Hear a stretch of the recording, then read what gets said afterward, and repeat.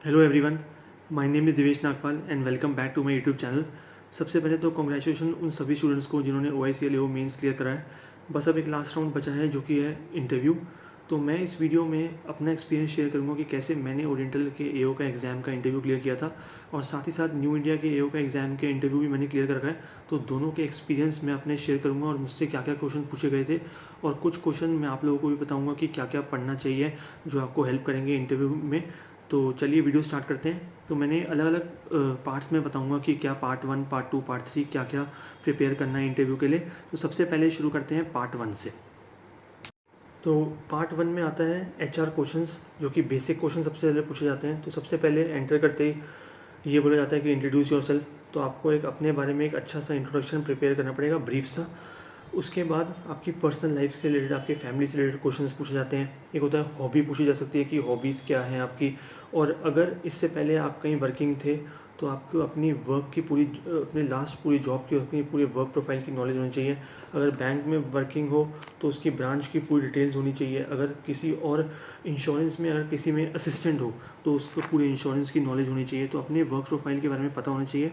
और अगर कोई पहले से वर्किंग नहीं था तो उनसे ये पूछ सकते हैं कि कितने सालों से आप प्रिपरेशन कर रहे हो। तो आपके पास इसका एक वैलिड, अगर बहुत साल लग गए हैं बाई चांस, तो इसका एक वैलिड आंसर होना चाहिए कि मैं बहुत सारे एग्जाम्स की तैयारी कर रहा था पर कुछ में मेंस हुआ, इंटरव्यू नहीं हो पाया या फिर फाइनल सिलेक्शन नहीं हुआ। तो उसका पूरा आंसर रेडी होना चाहिए। एक ये हो सकता है कि ये भी पूछ सकते हैं कि कोई और एग्ज़ाम्स अभी आपने रिसेंटली दिए थे, वो क्वालिफाई हुए नहीं या फिर उनका क्या स्टेटस है।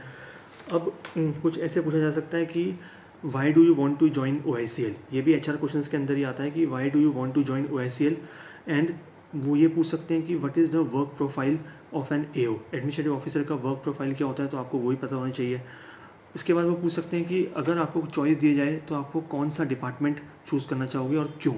बहुत सारे अलग डिपार्टमेंट्स होते हैं। नहीं, फायर डिपार्टमेंट हो गया, अगर हेड ऑफिस की बात करो तो जैसे उसमें fire department, engineering, IT department, health हो गया, एक्चुरियल डिपार्टमेंट होता है, जैसे HR हो गया, इन्वेस्टमेंट, अकाउंट्स, बहुत सारे डिपार्टमेंट है अलग, पेंशन, मिसलेनियस, मरीन, एविएशन। तो वो ये पूछ सकते हैं कि आपको कौन सा डिपार्टमेंट ज्वाइन करना है और क्यों, इसका रीज़न पता होना चाहिए। और ये भी पूछ सकते हैं कि तुम्हें एक छोटी सी ब्रांच में पोस्टिंग पसंद होगी या किसी RO में पोस्टिंग लेना चाहोगे या फिर किसी हेड ऑफिस में पोस्टिंग लेना चाहोगे। क्योंकि ब्रांच ऑफिस जो होता है, डिविजनल ऑफिस कहते हैं, DO, तो उसमें भी पोस्टिंग हो सकती है एक AO की। एक AO की पोस्टिंग RO में भी हो सकती है, रीजनल ऑफिस में, और एक AO की पोस्टिंग हेड ऑफिस में भी हो सकती है, या फिर किसी health hub, legal hub posting कहीं भी हो सकती है।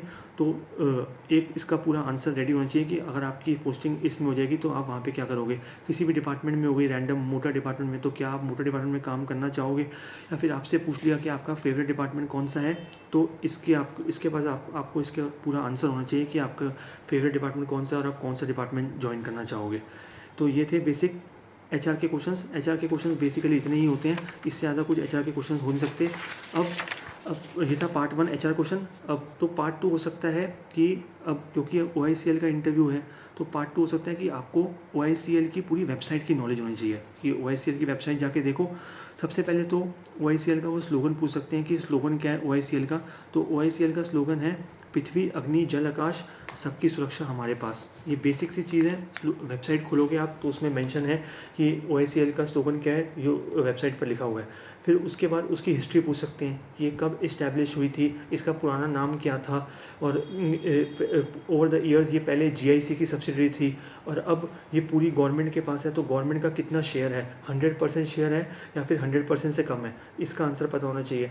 फिर उसके बाद OICL कंपनी जो है वो क्या क्या प्रोडक्ट्स ऑफर करती है, जैसे कि type of insurance products, basically वो क्या क्या मोटर के कौन से प्रोडक्ट हैं, फायर में प्रोडक्ट होते हैं, हेल्थ के प्रोडक्ट्स होते हैं, इंजीनियरिंग में, एविएशन में वो प्रोवाइड करती है इंश्योरेंस। तो क्या क्या इंश्योरेंस प्रोवाइड करती है, ओरिएंटल के बारे में ये पूरी नॉलेज होनी चाहिए। फिर उसके बाद इस समय जो करंट CMD हैं, चीफ मैनेजिंग डायरेक्टर जो हैं, उनका नाम पता होना चाहिए। संजय जोशी सर हैं इस समय करेंटली, तो उनका नाम पता होना चाहिए। और इससे पहले जो अभी अभी संजय जोशी सर अभी आए हैं तो उनका CMD का नाम, या फिर इससे पहले वाले जो CMD थे तो उनका भी एडिशनल CMD, जो जिनके पास एडिशनल इंचार्ज था, उनका भी नाम आपको पता होना चाहिए। तो ये था पार्ट 2, जो कि OICL की वेबसाइट से आप एक बार गो थ्रू कर लो। सब कुछ वहाँ पे लिखा हुआ है, क्या क्या वो प्रोडक्ट्स ऑफर करते हैं, क्या क्या उनका स्लोगन है, क्या उनका विजन है, ये सब अच्छे से मेंशन है OICL की वेबसाइट पर। तो अब होता है पार्ट 3। तो नेक्स्ट है पार्ट 3। तो पार्ट 3 में आता है annual report of oriental. Annual report वैसे तो ओरिएंटल की बहुत बड़ी है, तो पूरा तो पढ़ने की जरूरत नहीं है, पर कुछ ब्रीफ पॉइंट्स उसमें जो इंपॉर्टेंट है वो मैं बता देता हूँ। सबसे पहले एनुअल रिपोर्ट में आता है कि कॉर्पोरेट विजन क्या है OICL का। तो कॉर्पोरेट विजन OICL का उसमें लिखा हुआ है, वैसे तो ये है कि to be the most respected and the preferred non life insurer in the market we operate. तो ये पता होना चाहिए कि what is the corporate vision of OICL। अब कुछ इंपॉर्टेंट टर्म्स हैं जो कि जैसे कि एनुअल रिपोर्ट में मेंशन होती हैं। ये पहले वो पूछते हैं कॉर्पोरेट सोशल रिस्पॉन्सिबिलिटी क्या होता है। ये तो बेसिक बैंक के इंटरव्यू में भी पूछते हैं आजकल कि what is corporate social responsibility, और ओरिएंटल ने क्या कॉर्पोरेट सोशल रिस्पॉन्सिबिलिटी अब करी है। उसके बाद वो पूछ सकते हैं कि सॉल्वेंसी रेशियो क्या है। तो सॉल्वेंसी रेशियो इस समय ओरिएंटल की नेगेटिव में है, जो कि -1.03 as on 31 March. But IRDAI की जो रेगुलेशंस हैं उसके हिसाब से उसके हिसाब से इंश्योरेंस कंपनी की जो सॉल्वेंसी रेशियो होती है वो मिनिमम +1.5 यानी कि 150% होनी चाहिए। अब ये भी पता होना चाहिए कि जैसे कि इंश्योरेंस सेक्टर का रेगुलेटर कौन है, तो IRDAI है, insurance regulatory development authority of India. उसका हेडक्वार्टर कहाँ पे है, हैदराबाद में। उसके बाद एनुअल रिपोर्ट में ये लिखा होता है कि प्रॉफिट क्या हुआ है इस फाइनेंशियल ईयर का, आफ्टर टैक्स बिफोर टैक्स दोनों। उसके बाद प्रीमियम इनकम क्या रही है, ग्रॉस डायरेक्ट प्रीमियम इनकम। फिर बेसिक सी चीज़ें जैसे क्लेम सेटलमेंट रेशियो क्या रहा है ओरिएंटल का। सब्सिडरी कोई है अगर ओरिएंटल OICL की, तो वो पता, उसका नाम पता होना चाहिए। उसका एसोसिएट या फिर कोई जॉइंट वेंचर है OICL का, तो उसका नाम पता होना चाहिए। फिर उसके बाद इस रीसेंट फाइनेंशियल ईयर में ओरिएंटल इंश्योरेंस ने कोई नए प्रोडक्ट लॉन्च करे, अगर 4-5 कोई नए प्रोडक्ट्स आए हैं तो वो एनुअल रिपोर्ट में मेंशन है, उनका नाम पता होना चाहिए। फिर बाकी वैसे तो बहुत कुछ होता है एनुअल रिपोर्ट में, बट अगर इतना भी पढ़ लिया एनुअल रिपोर्ट के बारे में तो इतना सफिशिएंट है, क्योंकि इतना डीप में जाने की जरूरत नहीं है। एनुअल रिपोर्ट के बारे में इतना पता होना चाहिए। अब पार्ट 4 है, पार्ट 3 एनुअल रिपोर्ट था, पार्ट 4 है इंश्योरेंस की नॉलेज। तो इंश्योरेंस की नॉलेज के लिए एक IC1 PDF आती है जो कि गूगल पे आराम से मिल जाएगी, IC01 PDF। उसमें इंश्योरेंस के बेसिक्स जो हैं सब कुछ मेंशन होते हैं, जो भी टर्म्स यूज़ होती हैं इंश्योरेंस में वो हैं। जैसे क्लेम सेटलमेंट रेशियो की वो डिफाइन पूछ सकते हैं, ICR इनकट क्लेम रेशियो की डिफाइन पूछ सकते हैं, या फिर लॉस रेशियो की डिफाइन पूछ सकते हैं। अंडर क्या होता है वो अंडर की डिफाइन पूछ सकते हैं। सॉल्वेंसी रेशियो की डिफाइन पूछ सकते हैं। जनरल इंश्योरेंस की क्या क्या ब्रांचेज होती हैं ये पूछ सकते हैं। बेसिकली ब्रांचेज 3 पार्ट में डिवाइड होती हैं, फायर, मरीन और मिसलिनियस। मिसलिनियस को फर्दर डिवाइड करते हैं, जैसे मोटर हो गया, हेल्थ, क्रॉप, इंजीनियरिंग, ये सब एविएशन, ये सब मिसलिनियस के अंडर ही आ जाता है। उसके बाद बैंक का इंश्योरेंस पता होना चाहिए कि बैंक्स और इंश्योरेंस के रिलेशनशिप को बैंक का इंश्योरेंस कहते हैं। इंश्योरेंस पेनिट्रेशन क्या होता है, इंश्योरेंस डेंसिटी क्या होता है, इन दोनों की डिफाइन पता होनी चाहिए। फिर उसके बाद कंबाइंड ऑपरेटिंग रेशियो होता है, COR, ये सब पता होना चाहिए, IC1 में है ये सब। फिर उसके बाद आउटस्टैंडिंग क्लेम्स क्या होते हैं और अर्न प्रीमियम क्या होता है ये पता होना चाहिए। एक होता है TPA, हेल्थ इंश्योरेंस में TPA का क्या काम होता है, थर्ड पार्टी जो होता है उसका क्या काम होता है हेल्थ इंश्योरेंस में।